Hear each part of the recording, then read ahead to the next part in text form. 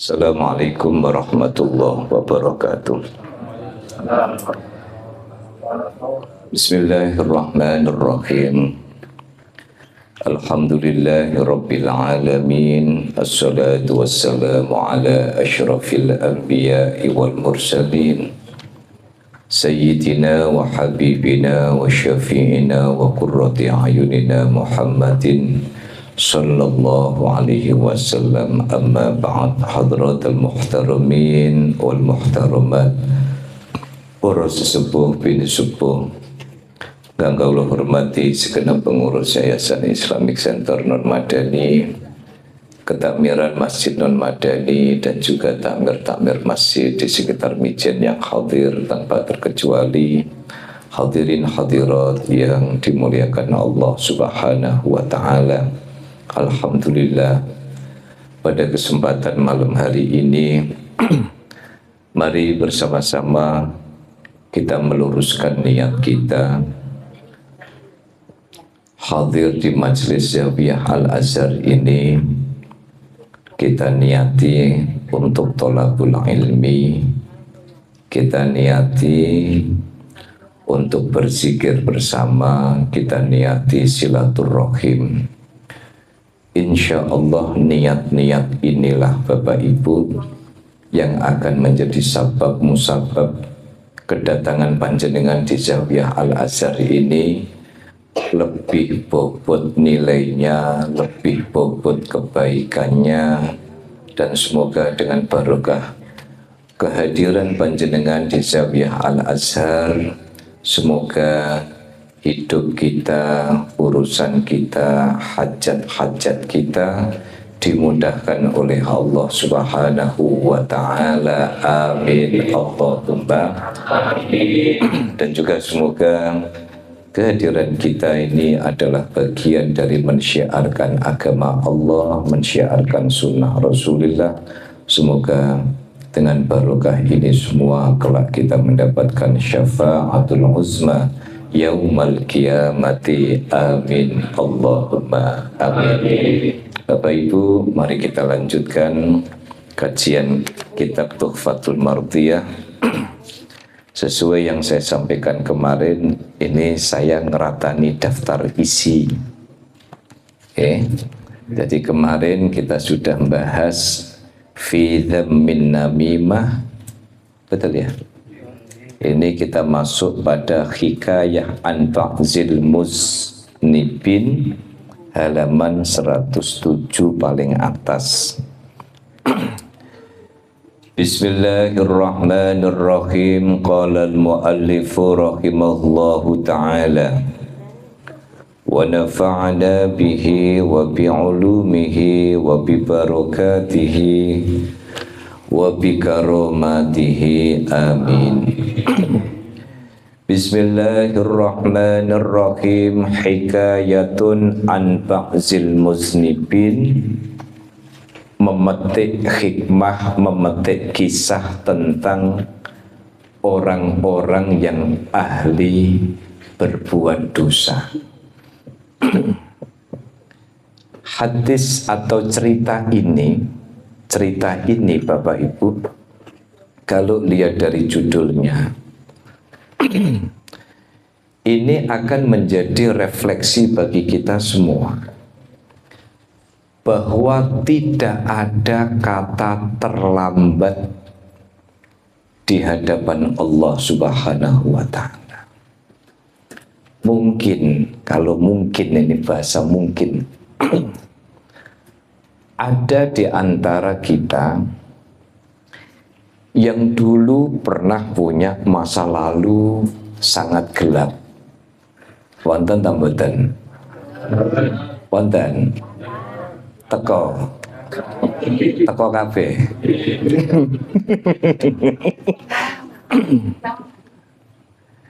Ada di antara kita dulu sholat mboten, jumatan mboten, zakat emoh, sodakoh juga tidak mau. Nggih. Wonten sing mungkin sholate niku pendak jumatan, wonten riyen. Wonten sing sholate bolong-bolong wonten. Wonten nggih. Salate nek pendak Idul Fitri wonten. Wonten. Teko. Teko kabeh. Kula rak bayangno. Nggih. Makane jarene Habib Umar niku ada orang poso gak gelem, nggih, traweh gak gelem, tapi takbiran paling awal. Jenengan saged bayangno, poso ndak, traweh juga ndak, tapi giliran ada pengumuman sidang isbat Kementerian Agama bodoh, ndekne pertama kali megang mic, Allahu Akbar. Ngono iku nek jarine Habib Umar niku koyok jaran, nggawa sabuk, nggawa sepatu gak katokan. Jangan bayangno piyambak sepatu nanti kan jaran itu kan nyeneng kita Bu. Kocomotonan, sabuan, sepatunan, tapi gak katokan. Nggih. Oh, kunciran barang Pak Wardi. Ono sing kunciran barang nggih. Ana kunciran, nggo bandu barang niku to. Bapak Ibu, kita ikuti materi ini adalah materi tentang ya Allah, ternyata ampunane Gusti Allah itu lebih luas daripada alam semesta, lebih luas daripada samudra. Maka kalau kita lihat dari kisah ini, maka napa? Tidak ada kata telat orang untuk taubat. Qala ba'zus sholihin, diceritakan oleh sebagian orang ahli ibadah, ahli amal baik. Ra'aitu ba'zal muznibina fin naumi ba'da mautihi.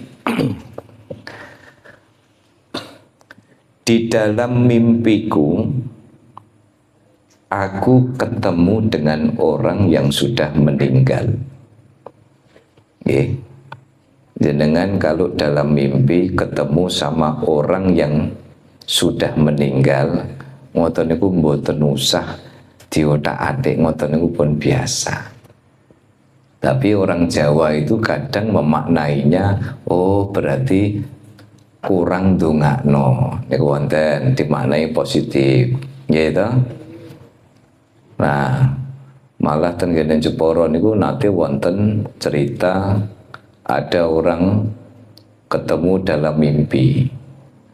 Nah, ketemu dalam mimpi ini nggawa pulpen sama mbawa ndok. Pulpen sama ndok. Ngono iku langsung otak-atik. Berarti nomor sing metu 10.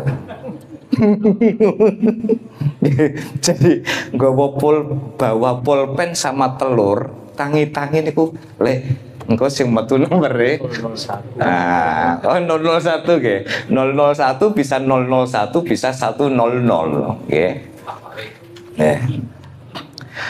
Ra'aitu ba'zal mudhnibina fin naumi ba'da mautihi. Aku ketemu dengan orang yang sudah meninggal di dalam mimpiku, di dalam tidurku. Faqultu lahu madza fa'alallahu bika. Aku kemudian bertanya kepada orang yang sudah meninggal itu, madza fa'alallahu bika. Gimana Allah memperlakukan kamu? Dengan bahasa lain, nasibmu gimana setelah meninggal?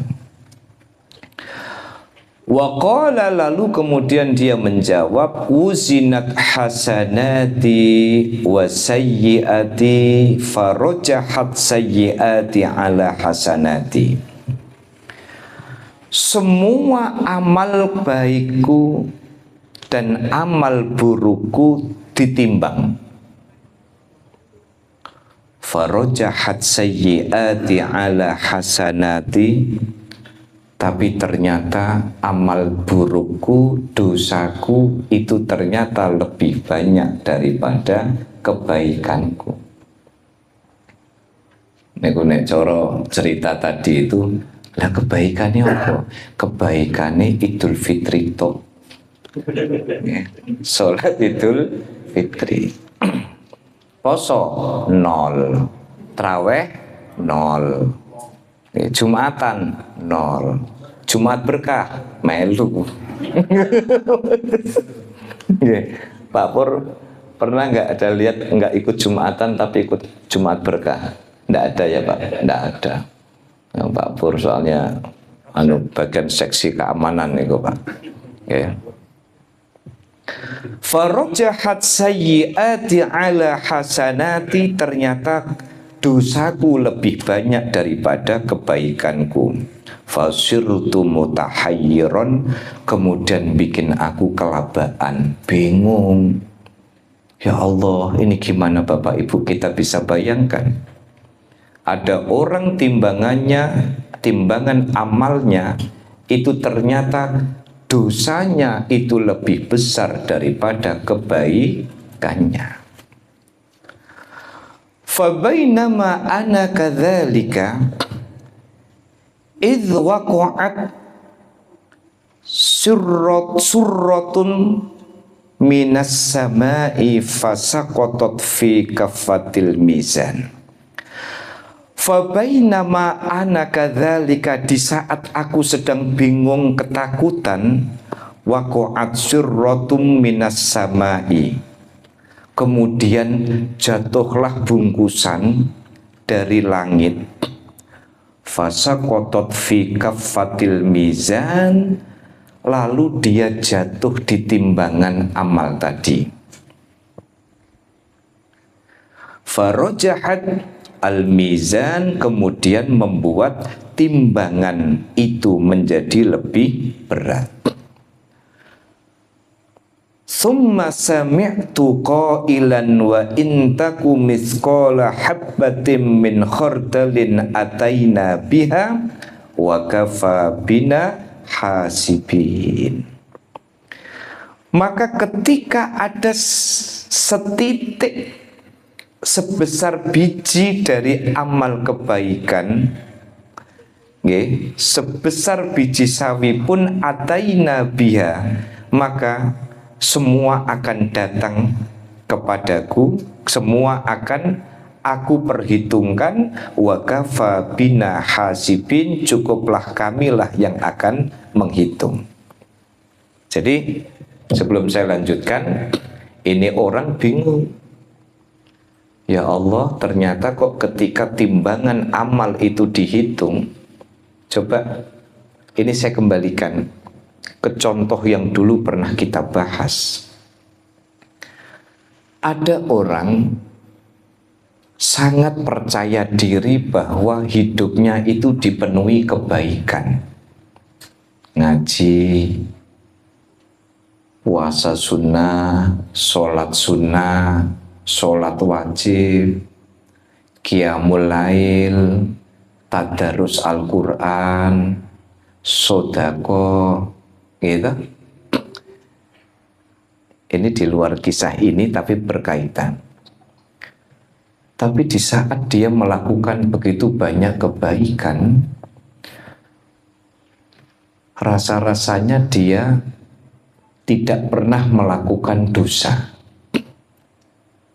Tapi ketika ditimbang amalnya, niku ternyata sing jeglek lebih berat itu ternyata malah dosanya. Makanya dulu di dalam salah satu hadis qudsi pernah diceritakan ada orang ahli ibadah, tapi ternyata ternyata mendapatkan rapot amal dan itu diterimakan dari tangan kiri. Apa pesannya? Pesan buat saya, kita semua.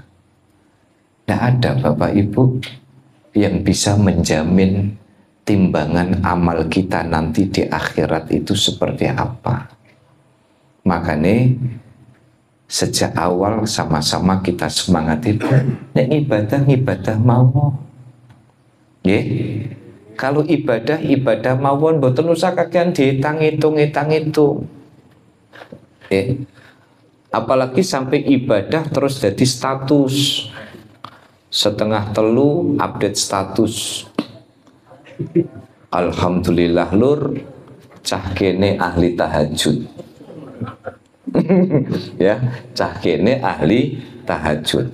Tak dongakno dulurku sing do gak tahajud, muga-muga do entuk hidayah. Ngono ku nek kira-kira jenengan maca komen jenengan paringi emoticon apa, Pak?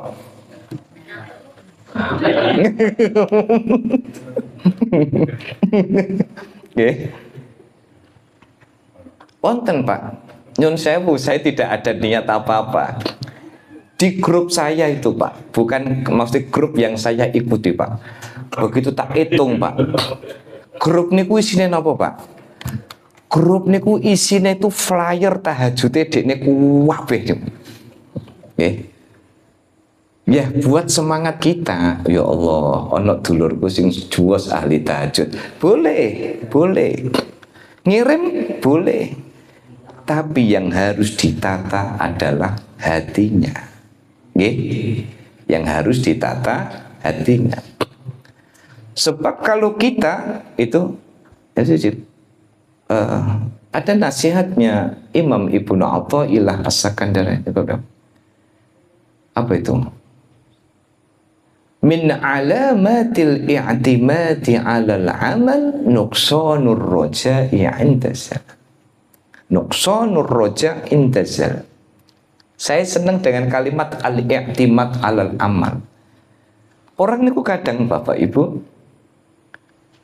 sangat percaya diri. Wah, aku wis ahli poso. Aku ahli ngaji. Saya ahli zikir. Saya ahli tadarus, aku nek ngaji paling ngarep, aku nek iki begini dan sebagainya. Hati-hati, yang harus dijaga adalah sudah itu tugas kita, kewajiban kita dan kebutuhan kita. Bapak Ibu, jenengan ngaji ke sini ini sebenarnya bagian dari kebutuhan nutrisi hati kita. Leres betul. Kebutuhan perut sudah terpenuhi, kebutuhan hati yang harus kita penuhi. Oke, bahasanya napa? Kula niku nek ketemu dina Selasa, ini bagian ya Allah, awak capek niku akhirnya niku so seger malih. Saya tadi sampai rumah itu habis isya 7:30, 7:30 kirang.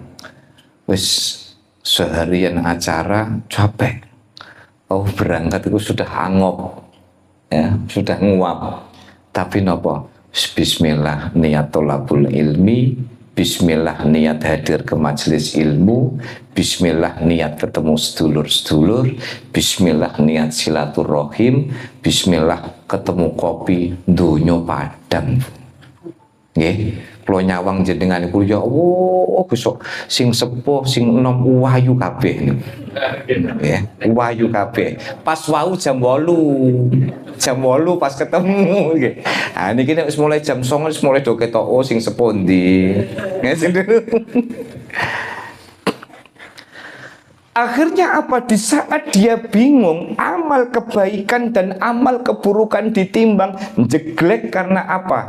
Dosanya lebih berat daripada kebaikannya.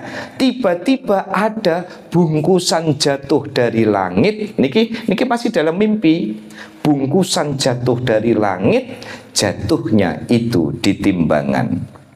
Summa sami'tu qailan, lalu kemudian aku mendengar Allah Subhanahu wa ta'ala berfirman, amal sekecil apapun akan aku hitung dan hanya aku yang berhak untuk menghisap, untuk menghitung. Makanya niki latihan.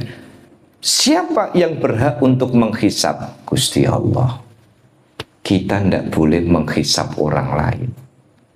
Nggih? Kita tidak boleh menghisap orang.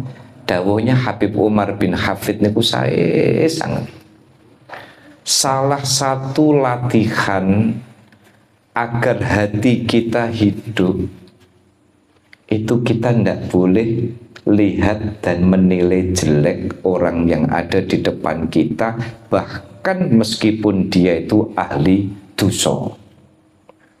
Contoh, Pak Pur lagi dimik-dimik jalan-jalan nok Sunan Kuning. Ya, pas orderan, ya kan Sunan Kuning mah pindahan, orderan dengan RCP. Oh pernah? Pernah apa Pak? Pernah ngangkut Pak. Oh gitu. Oh gitu. Pak Pur ditakoni sing diangkut apane nggih kan? Nggih barangnya tawonge Pak.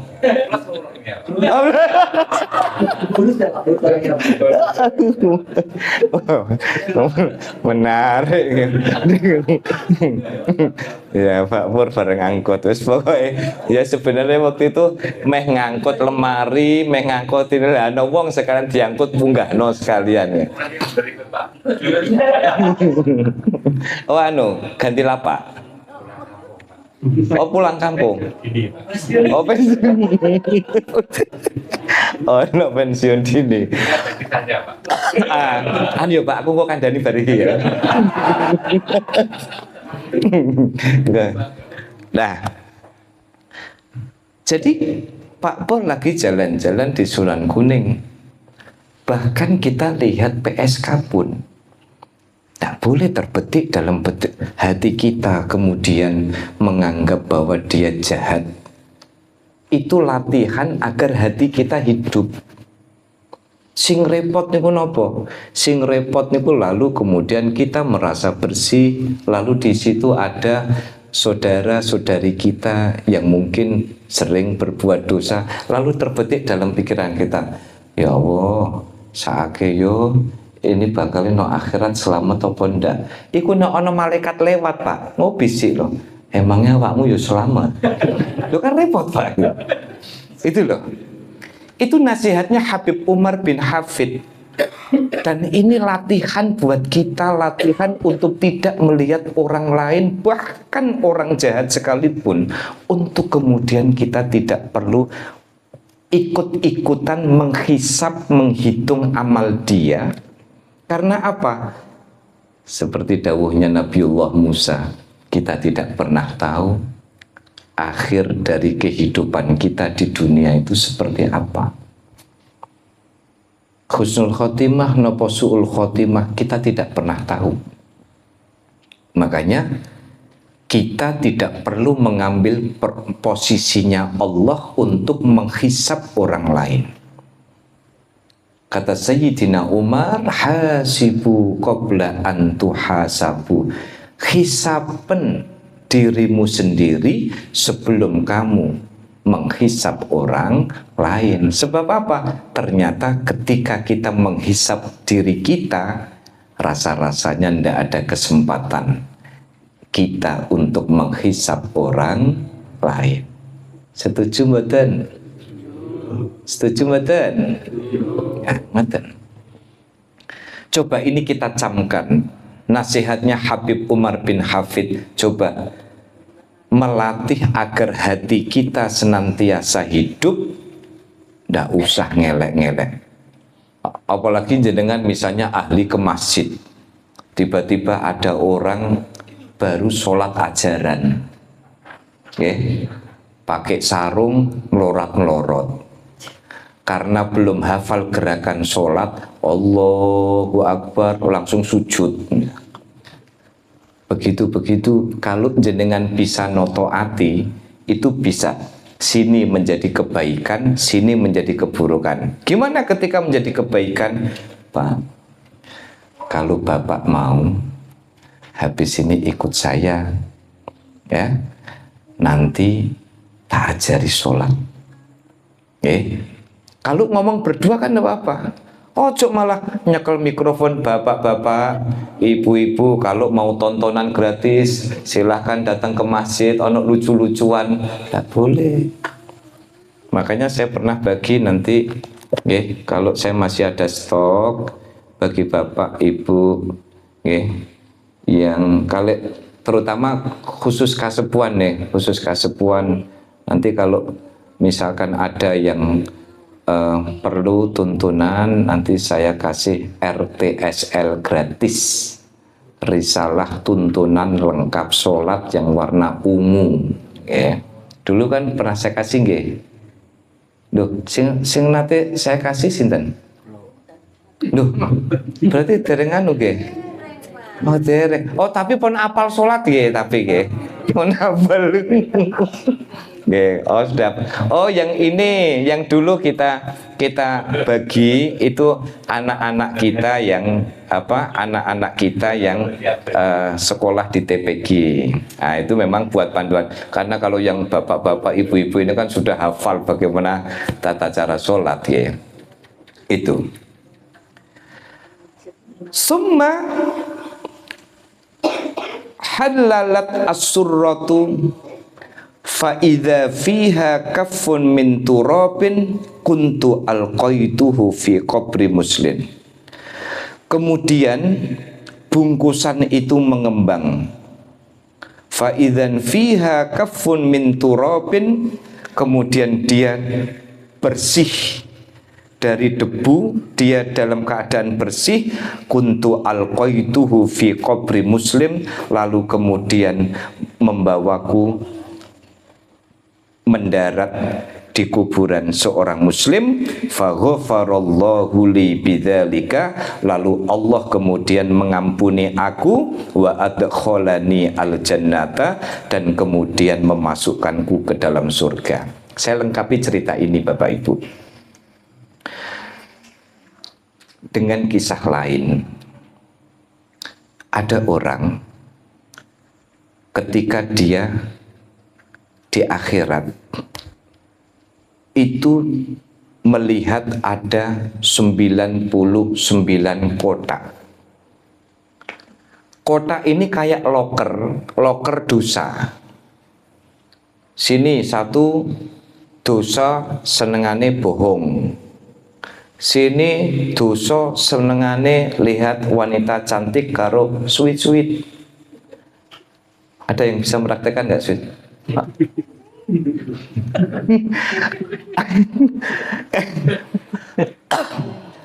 Lalu ada dosa berbuat zina, ada dosa. Ini orang Pak komplit dosa nih. Sampai satu kotak itu ketika dosa itu dilihat sejauh mata memandang, ibarat napa Pak niko struk belanja, sepanjang mata memandang tidak ada sedikit pun kebaikan yang dia lakukan. Ya Allah, lah kok elek kabeh. Loker satu, Lek, kamu coba buka loker dosa. Ono apike apa ndak? Ada bagusnya Pak? Kok ndak ada ya? Loker 2, kok ndak ada ya? Loker 3, kok ndak ada ya? Akhirnya semua kotak itu isine wis welek toh Pak. Juelek-lek. Tapi di loker terakhir itu dia melihat ada kotak kecil, dan kotak kecil itu kemudian dibuka. Ketika dibuka itu ternyata apa? Segitu besar banyak loker itu isinya cuma dosa.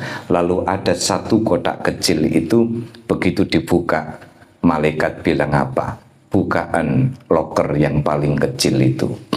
Begitu dibuka ada kalimat La ilaha illallah Muhammadur Rasulullah. Akhirnya malaikat diskusi. Lah ini orang pernah baca La ilaha illallah, masa kita masukkan neraka?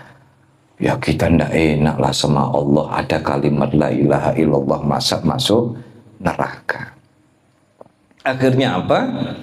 Akhirnya orang ini yang ternyata di dalam catatan amalnya itu penuh dengan amal keburukan, masuk surga diampuni oleh Allah gara-gara seumur hidup hanya sekali mengucapkan La ilaha illallah,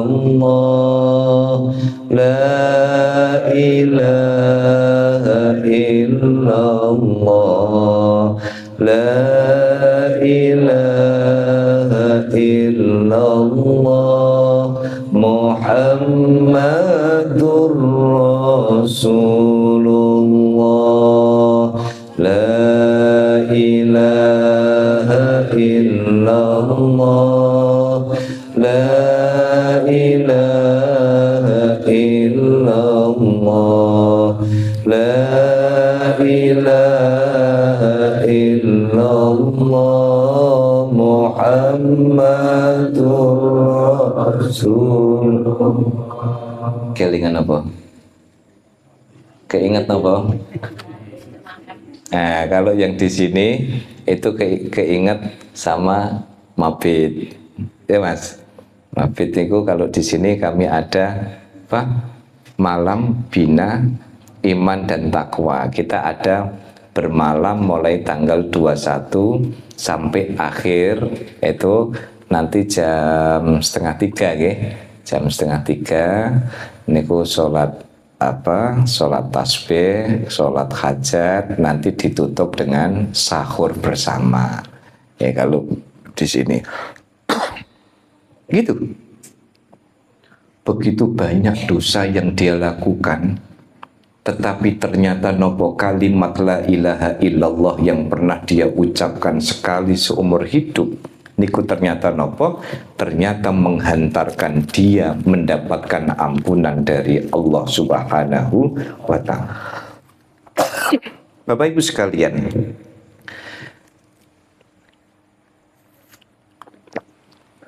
jadi ini sebenarnya kisah yang menunjukkan bahwa jangan pernah putus asa sebesar apapun dosa yang kita lakukan.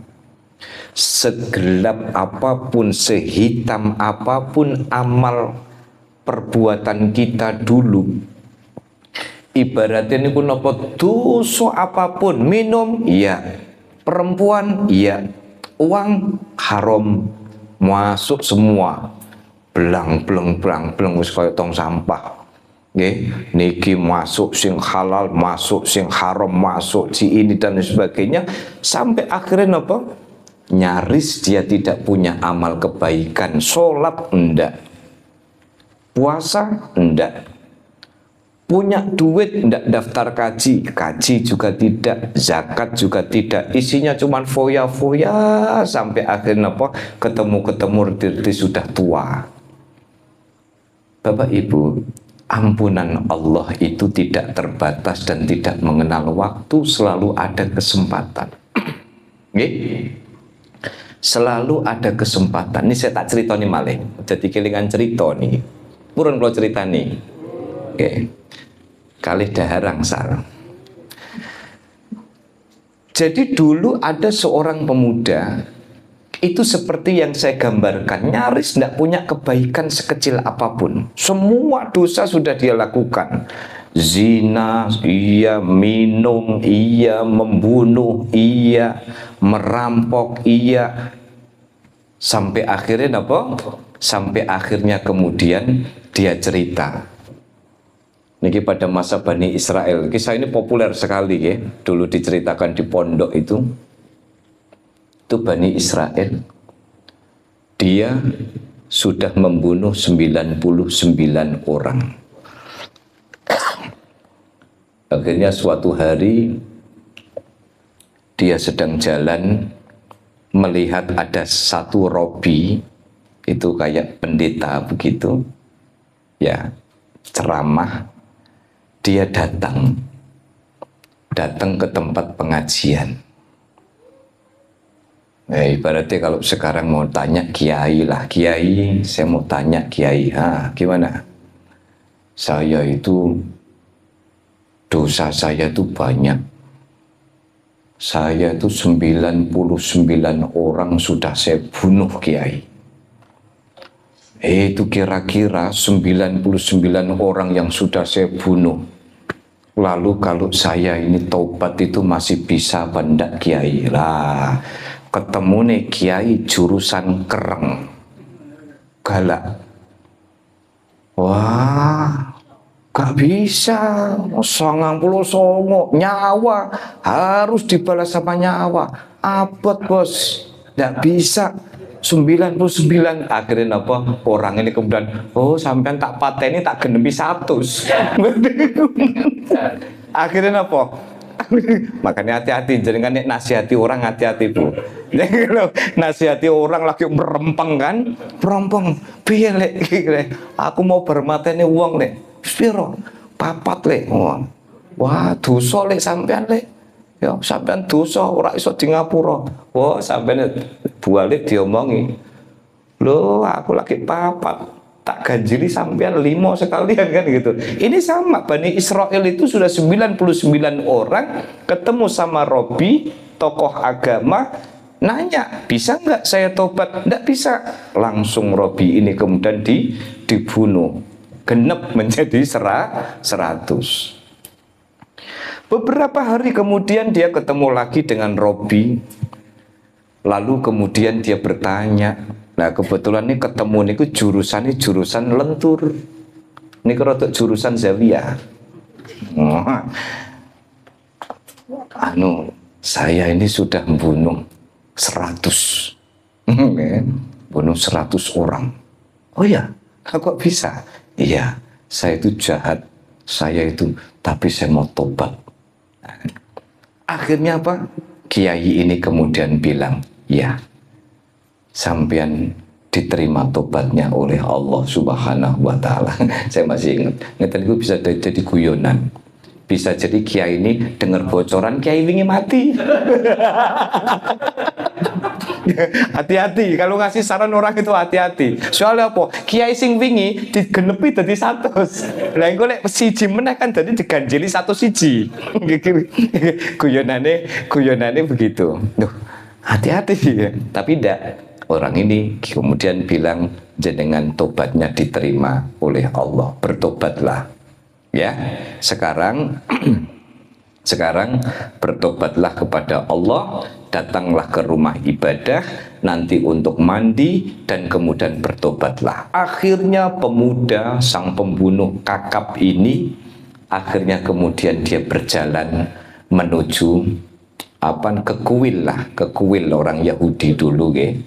Akhirnya dia berangkat ke sana untuk taubat kepada Allah Subhanahu wa Ta'ala. Akhirnya di perjalanan itu orang ini meninggal. Malaikat kemudian rebutan. Dalam riwayat itu disebutkan antara 2 malaikat. Malaikat pemutus ini orang baik dan malaikat pemutus ini orang jelek. Akhirnya kemudian mereka berebut. Gimana ini? Karyone ini enaknya ini jadi mati dalam keadaan baik apa tidak? Malaikat jahat bilang apa? Enggak, dia jahat. 100 orang dia bunuh, belum sempat taubat dia. Tak anggap belum sempat taubat. Tapi malaikat pencatat kebaikan, dia tetap orang baik karena sudah mau taubat. Akhirnya apa? 2 malaikat ini kemudian berembuk. Gimana caranya? Coba kita lihat lebih dekat mana antara kejahatan dia sebelumnya, jaraknya, dengan jarak dia mati ke tempat dia mau taubat. Setelah dihitung, ternyata dia meninggalnya sudah di dekat tempat taubat, hingga akhirnya kabarnya orang ini diampuni dosa-dosanya oleh Allah Subhanahu wa Ta'ala. Maka Bapak Ibu, yuk jenengan yang hadir di sini, kita semua, saya dan kita semua, tidak ada yang lebih. Tidak ada dan tidak boleh ada yang merasa lebih dari yang lain. Tetapi kita selalu memperbanyak istighfar. Esok-esok nih kau pasti dengan berangkat kerja ngatah-ngatahaken istighfar. Dan kita menjaga hati kita supaya kita tidak merasa menjadi orang yang sangat suci. Kenapa? Ya karena kita tidak pernah tahu amal kebaikan kita itu kira-kira diterima oleh Allah atau tidak. Tapi tugas kita semuanya ini adalah bagaimana belajar menjadi orang baik. Belajar menjadi orang baik. Belajar untuk kemudian lebih banyak menghisap diri kita. Jadi kan dulu ada kan pada zaman Rasulullah Shallallahu Alaihi Wasallam itu sahabat itu pada komen, ada komen. Jadi dalam satu riwayat itu disebutkan ada sahabat itu jurusan kalau sholat itu cepat sekali Pak, cepat banget. Akhirnya sahabat-sahabat itu kemudian tanya, itu kok Ibnu Abbas itu kok kalau sholat kok cepat banget?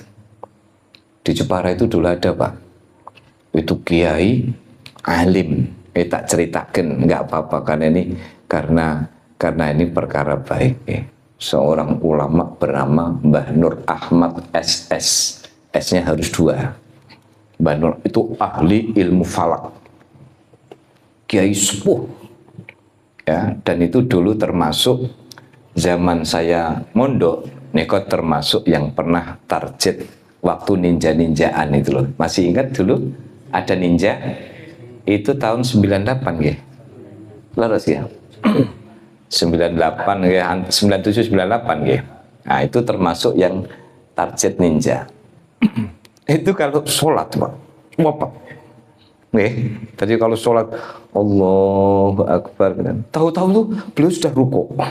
Ya, memang agak unik. Tapi alim.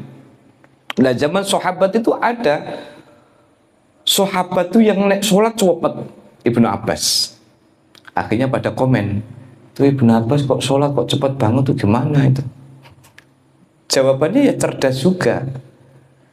Ibnu Abbas kenapa kok sholatnya cepat banget? Iya, saya tidak mau kasih kesempatan setan untuk menggoda, maka saya cepat. Nah, tapi ojo terus dengan, loh sampai kok sholatnya cepat? Ben setan rak nggoda. Nah, batinnya pengen cepet-cepet nonton bola. Karena sudah punya dalilnya. Loh Pak, kok sampean kok sholatnya cepat? Loh, kowe rak melu ngaji wingi. Ya, supaya setan itu tidak ada kesempatan untuk menggoda. Maksud saya apa? Bapak Ibu tidak usah usil. Melihat cara orang ibadah itu tidak perlu usil. Husnudon bahwa bisa jadi antara satu dengan yang lain punya niki. Satu dengan yang lain punya guru, satu yang lain punya referensi, satu yang lain punya rujukan. Yang sini begini, berbeda dengan yang ini. Maka yuk Bapak Ibu, topik malam hari ini menyemangati kita semua tanpa terkecuali termasuk saya untuk senantiasa muhasabah. Kalau dosa-dosa kita nyuwun ngapura dhateng Gusti Allah, minta ampunan kepada Allah Subhanahu wa taala. Istighfar itu bagian dari wirid ringan tetapi memiliki fazilah yang sangat besar. Pagi-pagi mendawamkan istighfar. Istighfar itu bisa membuka rezeki, istighfar itu bisa memuluskan doa, istighfar itu bisa memudahkan urusan. Logikanya sederhana. Kenapa? Kita itu seringkali tidak sadar melakukan dosa yang tanpa kita sadari. Nah, istighfar ini bagian untuk menghapus dosa-dosa kita, baik yang sengaja kita lakukan maupun yang tanpa sengaja kita lakukan. Oleh karena itu, monggo sesarengan sebelum saya tutup, kita mohon pada Allah Subhanahu wa taala, semugi-mugi kita semua diringankan oleh Allah untuk senantiasa membaca istighfar, bertaubat, mohon ampunan kepada Allah Subhanahu wa taala. Mugi-mugi seluruh keluarga besar Zawiyah senantiasa mendapatkan limpahan ma'unah, mendapatkan limpahan ridho dari Allah Subhanahu wa ta'ala. Amin. Allahumma. Mari Bapak Ibu kita membaca doa khatmil Quran. Berapa khataman? Ada 2 kali khataman, alhamdulillah. Dan mari monggo dibuka botolnya. Mohon dengan barokah khatmil Quran, semoga kita semua kelak mendapatkan syafaatul Quran, Semoga dengan barokah Quran keluarga kita menjadi keluarga yang sakinah, mawaddah, warahmah. Semoga kita berlimpah rezeki yang barokah. Semoga dimudahkan hajat-hajat kita, disehatkan sehat jasmani, sehat rohani, dan terkhusus niki wonten pesanan. Okay. Ada pesanan dari salah satu jamaah zawiyah kita, Bu Wiwi Baim, okay. Bu Wiwi Baim nyuwun doa soho, okay. Doa soho pangestu saking Bapak Ibu untuk kesembuhan Bapak Deki, niki suami dari Bu Wiwi Baim, okay. Karena memang ada dua Bu Wiwi. Ada Bu Wiwi Umar, mugi-mugi Bu Wiwi Umar enggal-enggal sehat, nggih, enggal-enggal sehat, pokoknya selamat sing nggo tremos. Nah niku pokoknya insyaallah sehat. Betul tremos mboten Bu? Oh betul. Niku isine napa Bu? Oh eranget nggih. Niki untuk kesembuhan Bapak Deki, suami dari Bu Wiwi Baim, yang tadi pagi operasi infeksi saluran empedu dan sekarang posisinya masih di ICU. Mohon doanya, keikhlasan dari Bapak Ibu sekalian, juga dengan barokah khatmil Quran ini, semoga Pak Deki enggal-enggal sehat, bisa kembali beraktivitas, kembali ke keluarga, dan semoga lumeber buat kita semua, sehat jasmani, sehat rohani. Allahumma sehat, Allahumma bergas, Allahumma teles kabehane. Mugi-mugi dengan barokah Al-Quran menika semuanya dikabulkan oleh Allah Subhanahu wa ta'ala. Amin. Allahumma amin. Al-Fatihah. A'udzu billahi minasyaitonir rajim. Bismillahirrahmanirrahim. Alhamdulillahirabbil alamin. Arrahmanir rahim. Maliki yaumiddin. Iyyaka na'budu wa iyyaka nasta'in. Ihdinas siratal ladzina ghairil maghdubi 'alaihim waladdallin. Amin.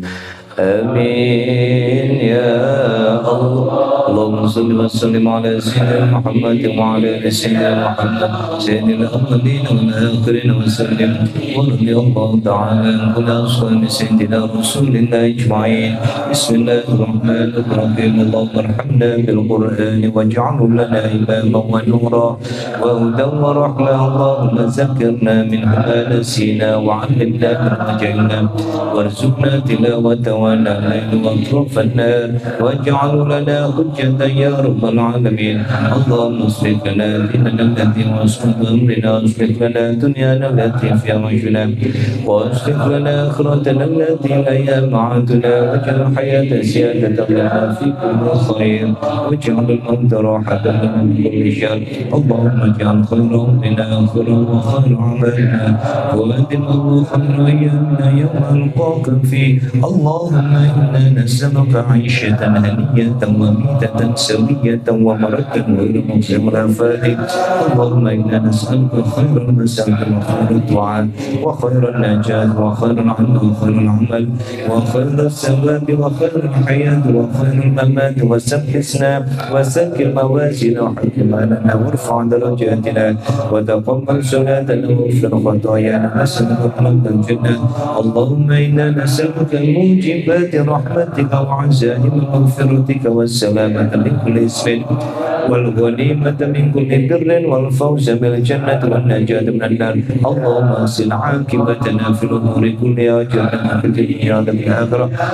Allahumma asil lana min khashyatika ma tahulu bi bainana wa bain ma'siyatika wa min ta'atika ma tuballighuna bi jannatika wa yaqin wa bi 'alaina muslimin wa matti'na bi asma'ina wa absarina wa quwwatina wa واجعل الوارث منا واجعل ثأرنا على من ظلمنا وانصرنا على من عادانا ولا تجعل مصيبتنا في ديننا ولا تجعل الدنيا أكبر همنا ولا مبلغ علمنا ولا تسلط علينا ولا يرحمنا اللهم لا تدع لنا ذنبا إلا غفرته ولا من غفرته ولا ينبغي إلا سترته ولا مريض إلا شفيته ولا مريضا إلا شفيته ولا طالب علم إلا نجاته ولا دينا إلا قضيته ولا حاجة من حوائج الدين والدنيا والآخرة ربنا آتنا في الدنيا حسنة وفي الآخرة حسنة وقنا عذاب النار وصلى الله على نبينا محمد وعلى آله وأصحابه الأخيار وسلم تسليما كثيرا والحمد لله رب العالمين. الفاتحة. أعوذ بالله من الشيطان الرجيم. بسم الله الرحمن الرحيم. الحمد لله رب العالمين الرحمن الرحيم مالك يوم الدين إياك نعبد مستقيم صراط الذين أنعمت عليهم غير المغضوب عليهم ولا الضالين آمين.